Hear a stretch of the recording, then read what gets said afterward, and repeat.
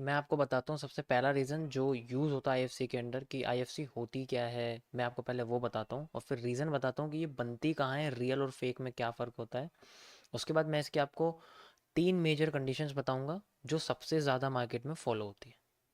तो होता क्या है कि आईएफसी जनरली क्या करती है, ट्रेंड की सबसे बड़ी कैंडल होती है और उसके साथ साथ वो कैंडल अपने किसी ब्रेकआउट को इनिशिएट करनी चाहिए। यानी कि अगर देखोगे आप यहाँ मार्केट में जनरली आपको एक ब्रेकआउट नज़र आएगा, डेट इज़ दिस। एंड इसी ब्रेकआउट को ये बड़ी सी कैंडल यहाँ पर यूज़ कर रही है। इसने इसका ब्रेकआउट करा एंड देन इसके बाद मार्केट में आप देख सकते हो बहुत अच्छा इसके अंदर अपसाइड में मूव हमें देखने को मिला है। तो ये जिस तरीके से मूव क्रिएट कर रही है हमें उसके साथ चलना पड़ता है। एंड अगर ये मार्केट रिवर्स करती है तब हम लोग इस कैंडल का यूज़ करते हैं। इट मीन्स कि अगर हम डायरेक्ट इस कैंडल का यूज़ करते हैं तो हम इसको एज ए 3 पेड़ के साथ यूज़ कर सकते हैं। आपको इसके साथ ऐसा पैटर्न देखने को मिलेगा, यानी कि आपको एक 3 कैंडलस्टिक पैटर्न देखने को मिलेगा जिसे आप जनरली कह सकते हो कि 3 वाइट क्रॉस कह सकते हो। वैसे तो ये है नहीं, लेकिन कह सकते हो आप इसको क्योंकि इसका पैटर्न वही होता है। तो जनरली इन तीनों कैंडल्स के बाद अप साइड में मूव हमें देखने को मिलता है। यानी कि अगर 3 कैंडल हमें ऐसा दिखता है pattern, green, big green and फिर स्मॉल ग्रीन, तब हम लोग कह सकते हैं कि मार्केट में आईएफसी का रूल लागू हो रहा है और मार्केट में हमें एक मूव अप साइड में देखने को मिल सकता है।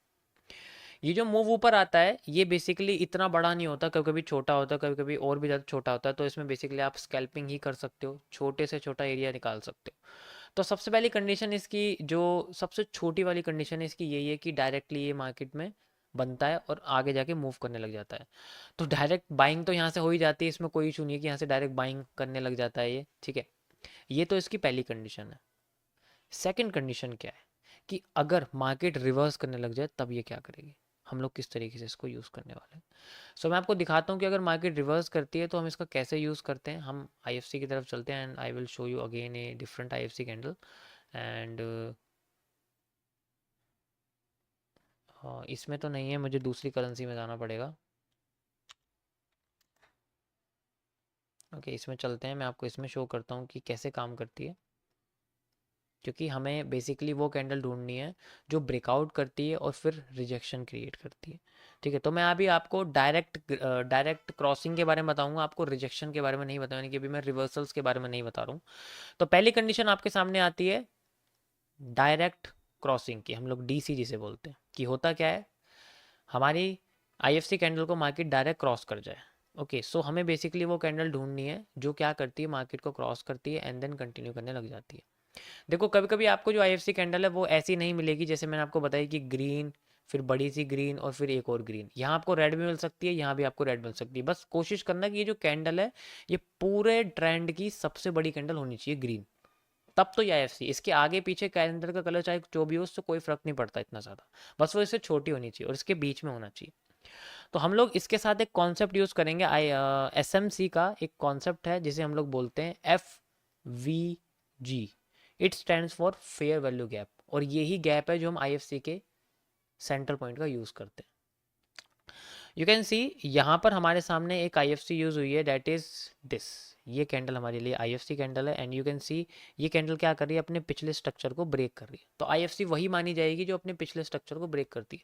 आप इसको आईएफसी नहीं मान सकते, आप इसको आईएफसी नहीं मान सकते, क्योंकि देखो इन्होंने किसी भी स्ट्रक्चर को ब्रेक नहीं करा है, तो ये आईएफसी नहीं है। ऐसे आपको रियल और फेक आईएफसी के बारे में पता लगेगा। तो हम इसका यूज़ कैसे करेंगे, हम लोग फेयर वैल्यू गैप यूज़ करेंगे। कैसे, इस आईएफसी के बाद की और इस आईएफसी के पहले की जो कैंडल है, इसका तो लो लेंगे, इसका हाई लेंगे। तो ये जो हमारे सामने एक रीजन निकल के आता है, ये जो बॉडी निकल के आती है इस आईएफसी की, that is called fair value gap. और इसी फेयर वैल्यू गैप का हम लोग रिवर्सल, रिजेक्शन, क्रॉसिंग, क्लोजिंग ये सब यूज़ करते हैं। इस तरीके से कॉन्सेप्ट बढ़ते चले जाते हैं, वो तो डिपेंड करता है कि हम कितने यूज़ कर रहे हैं। तो अभी मैं आपको डायरेक्ट क्रॉसिंग के बारे में बता रहा हूँ। क्या होता है कि हम लोग इसका लो लेते हैं और इस वाली कैंडल का हाई लेते हैं। You can see like this and this is called हमारा आईएफसी का फेयर वैल्यू गैप रीजन हम इसको बोलते हैं। You can see like this. अब अगर मार्केट डायरेक्ट क्रॉस करती है तो मार्केट ट्रेंड ही चेंज कर देती है, तब तो कोई दिक्कत नहीं होती मार्केट में। आपको बस क्या करना है, रीटेस्टिंग का वेट करना है। You can see like this, this is retesting and again retesting cross होती है मार्केट में, यहाँ ट्रेड इनिशिएट होती है और मार्केट नीचे आने लगती है। ये स्कैल्पिंग ट्रेड्स होती हैं, इसमें कोई वजीर नहीं बनता, यानी कि कोई बड़ा रिस्क रिवॉर्ड आप इसमें नहीं ले सकते, आपको सिर्फ छोटे रिस्क रिवॉर्ड की तरफ चलना पड़ेगा। यानी कि आईएफसी की जो कैंडल है उसको 50% आप उसका टारगेट ले सकते हो, और कुछ नहीं होता। So this is the simple and सबसे सेकंड कंडीशन है आपकी। पहली तो ये है कि अगर आईएफसी बनती है उसके बाद मार्केट ऊपर ही चलने लग जाती है, लेकिन उस कंडीशन में मार्केट में 3 ग्रीन क्रॉस हमें चाहिए, 3 वाइट क्रॉस हमें चाहिए, तब जाके वो हमें ऐसा कुछ पैटर्न दिखेगी। तो अगर ऐसा दिखता है तो डायरेक्टली पहले ऊपर जाते हैं, लेकिन अगर मार्केट रिवर्स कर जाए तब ये कंडीशन यूज़ होती है, और ये डायरेक्ट क्रॉसिंग के लिए यूज़ होती है कि डायरेक्ट अगर ऐसे क्रॉस कर जाए मार्केट तो हम लोग डायरेक्ट क्रॉसिंग की तरफ डाउन ट्रेंड में जा सकते हैं। So this is the second condition. Third मैं आपको बताता हूँ अब रिवर्सल के लिए, और ये बहुत इंपॉर्टेंट है क्योंकि यही सबसे कंफ्यूजिंग एरिया है। चलो ये तो डायरेक्ट दिख रहा है कि मार्केट क्रॉस करके डायरेक्ट जा रही है, ये तो कोई दिक्कत नहीं, इसके अंदर कोई इशू नहीं। लेकिन अगर यहाँ पर मार्केट थोड़ा रिवर्सल करने लग जाए, रिजेक्शन करने लगे, तब हम कैसे रिएक्ट करेंगे, तब हमारे लिए थोड़ी बहुत इशू पैदा होता है। That is now we can see like this. अब आप अगर देखोगे तो हमारे सामने एक स्ट्रक्चर ब्रेक हुआ है, दैट इज हम इसको यूज़ कर सकते हैं ऐसे ब्रेक ऑफ स्ट्रक्चर। आप देख सकते हो यहाँ पर मार्केट ने स्ट्रक्चर ब्रेक करा है, एंड इसके बाद मार्केट अपने आप को ऊपर की साइड ले गई with the help of this IFC candle, क्योंकि देखो इसके पहले भी ग्रीन कैंडल है, इसके बाद भी ग्रीन कैंडल है। सो हम इसका 50% रूल यूज़ करेंगे फेयर वैल्यू गैप के साथ। ऊपर की ग्रीन कैंडल का लो लेंगे, नीचे की ग्रीन कैंडल का हाई लेंगे, and we can see like this, हमारे सामने एक फेयर वैल्यू गैप क्रिएट हो जाता है।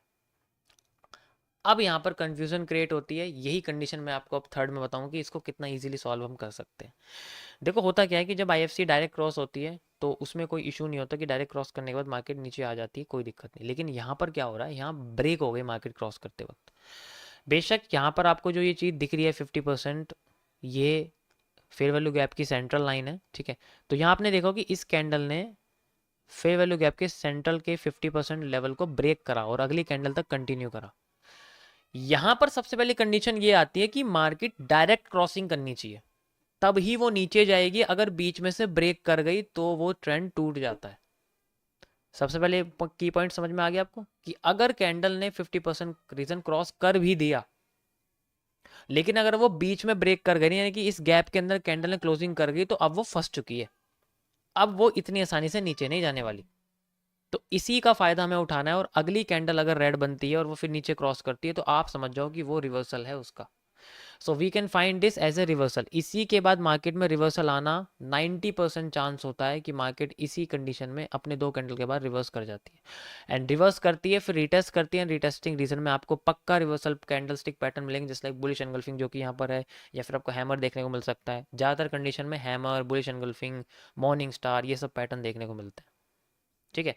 तो इसी जगह हमारी रिटेस्टिंग होती है और हमारी एंट्रीज इन जैसे एरियाज पे पॉजिटिव साइड लग जाती है। ये दोनों एरियाज हमारे लिए एंट्री एग्जिट्स होते हैं। तो यहाँ पर आप देखोगे मार्केट आती है, टूटती है, फिर अंदर घुस जाती है, देन दोबारा रिटेस्ट लेती है, देन फिर चली जाती है और अपना ही चेंज ऑफ करेक्टर करके मार्केट चली जाती है। इसमें भी हमें with in a fair value gap तक टेक प्रॉफिट रखना पड़ता है, यानी कि अगर मान लो हमारी ट्रेड यहाँ लगी है तो हमें यहाँ तक अपनी निकाल देनी है, इससे ऊपर कंटिन्यू नहीं करना है, क्योंकि मार्केट ज़्यादा कंडीशन में रिवर्स भी कर जाती है, क्योंकि फेयर वैल्यू गैप एक ही बार काम करता है। अगर एक बार मार्केट ने काम करा तो एक ही बार करेगा, उसके बाद काम नहीं करने वाला।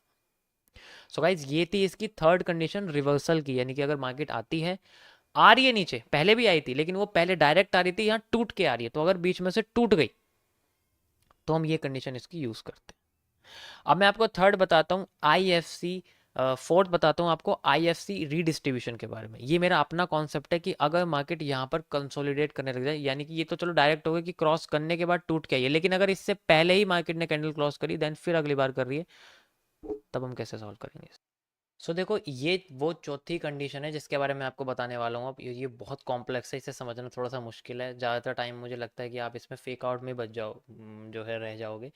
तो मैं फिर भी आपको बता देता हूँ, अगर आपको समझ में आता है ठीक, वरना तो आप इससे दूर ही रहो तो ज़्यादा अच्छा है। अगर आपके सामने ऐसा पैटर्न बन रहा है तो आप समझ जाओ कि आपका रीज़न नहीं है ये ट्रेड का, ये आपका रीज़न नहीं है, आप इससे दूर हो जाओ बिल्कुल भी, अगर ऐसा पैटर्न बन गया आईएफसी के बाद। यू कैन सी मार्केट में हमें सबसे पहले क्या देखने को मिली है, ग्रीन कैंडल, और मार्केट ने अपना ब्रेक ऑफ स्ट्रक्चर और चेंज ऑफ कैरेक्टर दोनों ही एक साथ यहाँ पर कर चुकी है। देख like this is the change of character market का, और इसके बाद मार्केट अप ट्रेंड हो गई। कैसे? क्योंकि मार्केट यहाँ से डाउन आ रही थी, यहाँ चेंज ऑफ कैरेक्टर करा एंड देन मूविंग अपसाइड। अब इस कंडीशन में हमारे सामने आईएफसी आती है ये वाली, ठीक है, ये बड़ी सी आईएफसी, हम लोग इसका फेयर वैल्यू गैप यूज़ करने वाले, just like this and you can see like this. और अब यहाँ पर सबसे बड़ी कन्फ्यूज़न क्रिएट होती है क्योंकि मार्केट अपने आप को रिजेक्ट कर रही है, डायरेक्ट रिजेक्शन देने की। मैं यही आपको समझाने वाला हूँ कि इस फेज से निकलने का क्या रीज़न हो सकता है, जो कि बहुत ज़्यादा कॉम्प्लेक्स है।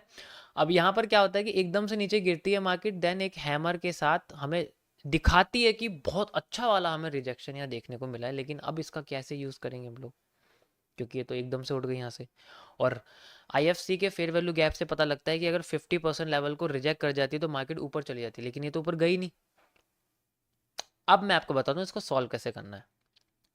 बेशक इसने 50% लेवल रिजेक्ट कर दिया, लेकिन इसने क्लोजिंग फेयर वैल्यू गैप से ऊपर करी है। बस यहाँ पर इसका की पॉइंट होता है, अगर इसने क्लोजिंग हैमर ने फेयर वैल्यू गैप के अंदर कर देती हो तो ये नीचे नहीं आती, यहाँ से डायरेक्ट ऊपर चली जाती, क्योंकि गैप के अंदर ही मार्केट की क्लोजिंग होनी चाहिए। अगर बाहर हो गई तो वो रिवर्सल नहीं है, वो नीचे आने की रिटेस्टिंग है।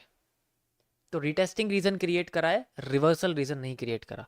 उसके बाद मार्केट में दोबारा ये चीज़, अब मैं आपको दिखाता हूँ कि कैसे सॉल्व करना है उस चीज़ को, कि अगर ऐसा कॉन्सेप्ट हो जाए, एक बार फेयर वैल्यू गैप काम करता है, उसके बाद ये फिर रीडिस्ट्रीब्यूट हो जाता है, तो इसको हम लोग बोलते हैं आईएफसी रीडिस्ट्रीब्यूशन। ये मेरा अपना कॉन्सेप्ट है कि अगर आपको ऐसा कुछ देखने को मिल रहा है तो इस कंडीशन में इस चीज़ को हम आईएफसी रीडिस्ट्रीब्यूशन कहते हैं, और हमें इसमें एक इन्वर्टेड हेड एंड शोल्डर के पैटर्न का यूज़ करना पड़ता है, क्योंकि उसी से हम इसको सॉल्व कर पाएंगे। यू कैन सी यहाँ पर हैमर के बाद हमें पता लगा कि गैप, तो गैप से ऊपर मार्केट क्लोजिंग गई तो हमारे ट्रेडिंग एरिया है ही नहीं, हम ट्रेड लगा ही नहीं सकते। अगर हमें ट्रेड लगानी है तो हमें गैप के अंदर ही लगानी पड़ेगी, एफवीजी के अंदर लगानी पड़ेगी, हम इससे बाहर नहीं लगा सकते। ठीक है, तो यहां से मार्केट घूम के वापस आती है, एक बार और रिजेक्ट करती है, एंड देन यहां बनाती है एक हैंगिंग मैन। ओके, बहुत बड़ी हैंगिंग बनाया हमने, देख लिया भी मार्केट ने हैंगिंग बनाया, यानी कि बताने की कोशिश कर रही है कि मार्केट में बुलिश एरिया क्रिएट हो सकता है। लेकिन हम डायरेक्ट टूटेंगे नहीं इसके ऊपर, हमें टूटना नहीं है, क्योंकि हमें इसका यूज करना है एक पैटर्न के साथ। अब यहाँ पर जो 90% केसेस होते हैं, अब मैं आपको बताता हूँ इस कंडीशन में जब ऐसा आपको देखने को मिले, इसके बाद क्या होता है, इसके बाद क्या होता है, 90% केसेस में होता क्या है कि हमें मार्केट में इन्वर्टेड हेड एंड शोल्डर देखने को मिलते हैं। And you can see market में हमें इन्वर्टेड हेड एंड शोल्डर देखने को मिल रहा है। हमें बस इसी का यूज़ करना है, और हमें इसी के ब्रेक ऑफ स्ट्रक्चर को भी देखना है, साथ में बॉटम्स भी देखनी है, ये चीज़। बस हमें इसके बॉटम पे ध्यान देना, आप ये समझो बस इसके बॉटम पे ध्यान देना, यही चीज़ हमें देखनी पड़ेगी, और कुछ नहीं है। नाउ आप इस कैंडल को ध्यान से देखो, ये क्या दिखा रही है, ये दिखा रही है कि ये गैप से नीचे नहीं जाना चाहती। बस this is a last area जिससे हमें पता लगेगा कि ये गैप को भी नीचे से रिजेक्ट कर रही है, गैप को ऊपर से भी रिजेक्ट कर रही है। तो गैप को नीचे से भी रिजेक्ट करा, गैप को ऊपर से भी रिजेक्ट करा, लेकिन नीचे से रिजेक्ट करने की पावर इसकी ऊपर से ज़्यादा है, क्योंकि ये रिजेक्शन इस पूरे ट्रेंड के सेंट्रल जोन पे है, तो ये वैलिड नहीं है। वैलिड कौन है, या तो यहाँ रिजेक्शन आए या यहाँ रिजेक्शन है, एंड वी कैन सी हमें रिजेक्शन देखने को मिली है आईएफसी के पास के कैंडल की तरफ, and this is a real candle जो हमें पता लगेगी। इसके बाद एक बार और हमारी टेस्टिंग मिली है, ये भी एंट्री है, ये भी एंट्री है, लेकिन ये एंट्री नहीं है। इसलिए मैंने बोला आपको इन्वर्टेड हेड एंड शोल्डर को अपने माइंड में रखना है कि हमें इन्वर्टेड हेड एंड शोल्डर देखने को पक्का मिलेंगे। एंड देन जब इस जगह हमारी पोजीशन लगती है, यहाँ से यहाँ तक एरिया खत्म हो जाता है हमारा, एंड वी कैन, क्योंकि हमें गैप में ही ट्रेड करना है और गैप में ही क्लोज करना है। तो इस कंडीशन में जो पोजीशन लगेगी मैं आपको दिखाता हूँ कैसे लगेगी, इस कैंडल के बाद ही एग्जैक्ट यहाँ तक, और गैप के अंडर का स्टॉप लॉस रहेगा और गैप के अंडर तक का टेक प्रॉफिट। ये इसका रियल रिस्क रिवॉर्ड और आर का रेशियो होता है। इस तरीके से आप कैंडल का लो और यहाँ का गैप से बाहर आपका टेक प्रॉफिट नहीं लगना चाहिए, एक बात ध्यान रख लो आप, गैप से बाहर टेक प्रॉफिट नहीं लगा। अब यहाँ भी देखो आपको 4.6 का रिस्क रिवॉर्ड मिला है, यहाँ आपको 2.9 का मिला है, ये मैंने थोड़ा सा लंबा लिया है कह सकते हो, और देख सकते हो 1449 यानी कि 144 पिप्स का यहाँ पर प्रॉफिट हमें मिला, ये गोल्ड की करेंसी है। तो इस तरीके से आपको रीडिस्ट्रीब्यूशन का यूज़ करना है। अगर एक बार हैमर ऐसा आ गया, मतलब कोई भी ऐसी कैंडल बनती है जो 50% रीजन को रिजेक्ट करने के बाद क्लोजिंग अपनी गैप से बाहर देती है, तो वो पक्का रिवर्स करेगी, वो नहीं जाने वाली, फिर ऊपर करेगी, माइनर मूव देगी, जैसे माइनर मूव दिया ऊपर की साइड, लेकिन फिर दोबारा गैप के अंदर घुसेगी। तो यहाँ पर कंडीशन लागू होगी कि हमें अगर रिजेक्शन चाहिए तो हमें गैप से नीचे की कैंडल को रिजेक्ट करनी चाहिए फिर, एंड गैप से नीचे की कैंडल रिजेक्ट करने वाली सिर्फ यही एक कैंडल है। उसके बाद ये रीटेस्टिंग कर रही है यहाँ पर और इन्वर्टेड हेड एंड शोल्डर बना रही है। ये तीन चीज आपको अपने माइंड में रखनी है, यही एक ओनली की पॉइंट है जो इसके सिस्टम को कर सकता है। तो समझ लो आपको ये इन्वर्टेड हेड एंड शोल्डर के बाद का कॉन्सेप्ट कब यूज करना, जब आपके सामने ऐसी कोई सिचुएशन आती है। सबसे पहले सिचुएशन थी मार्केट डायरेक्ट क्रॉस करी, तब तो कोई दिक्कत ही नहीं है, नीचे जा रही है। सेकंड थी अगर क्रॉस करने के बाद यहीं रुक जाती है, तो हमें देखना पड़ेगा कि देखो अगर इसकी हैमर की क्लोजिंग इसके अंडर में हो जाती है ना, तब कोई दिक्कत नहीं थी, तब तो ये डायरेक्ट ऊपर चली जाती, तब कोई इसके अंदर इशू नहीं था। लेकिन यहाँ ऐसा हुआ नहीं ना। अगर इसके अंडर में क्लोजिंग देती है तो हमें देखना पड़ेगा कि ये हैमर है या कुछ और है। और अगर क्रॉस करने वाली कैंडल 2 टुकड़ों में बढ़ जाती है तो आप समझ जाओ फिर वो नीचे नहीं जाने वाली। वो सेकंड कंडीशन में आपको समझा चुका हूँ। तो ये सारी 4 की 4 कंडीशन है गाइस आईएफसी की टॉप मोस्ट। ये मेरा इसका एनालिसिस है, इसके अलावा और कोई भी इसमें कुछ भी आपको देखने को नहीं मिलेगा। आपको आईएफसी का यूज़ करना है 4 तरीके से। सबसे पहले डायरेक्ट, अगर ये 3 वाइट क्रोस बन रहे हैं डायरेक्ट जाओ। सेकंड, अगर रिवर्स कर रही है, डायरेक्ट रिवर्सल है, तब तो डायरेक्ट में डाउन साइड में जा रहे हैं। लेकिन अगर सेकंड कंडीशन में टूट के जा रही है तो आपको रिवर्सल का वेट करना पड़ेगा and you can move like this upside. Fourth condition में अगर ऐसा कुछ आपको झमेला देखने को मिल रहा है तो उसका यही सोल्यूशन है। देखो अगर समझ में आता है तो ठीक, नहीं आता तो प्लीज़ इस पूरे पैटर्न को छोड़ देना, इस पर ट्रेड बिल्कुल मत करना, इस पूरे पैटर्न को छोड़ देना। मैं तो यही सजेस्ट करूंगा कि आपको इसमें कुछ करने की ज़रूरत नहीं है, क्योंकि ये बहुत कॉम्प्लेक्स है। इन्वर्टेड हैंड हैमर बनेंगे, कन्फ्यूज़न क्रिएट हो जाएगी। तो बेसिकली अगर आप यूज़ करोगे तो इन्वर्टेड हेड एंड शोल्डर के बेसिस पे यूज़ कर सकते हो, लेकिन फिर आपको अपना टेक प्रॉफिट, अपना एंट्री यहाँ लगा के यहाँ तक लेना पड़ेगा, जो कि आईएफसी के फेयर वैल्यू गैप से रिलेट नहीं करता। फिर वो आईएफसी का कॉन्सेप्ट नहीं हो गया, फिर वो हेड एंड शोल्डर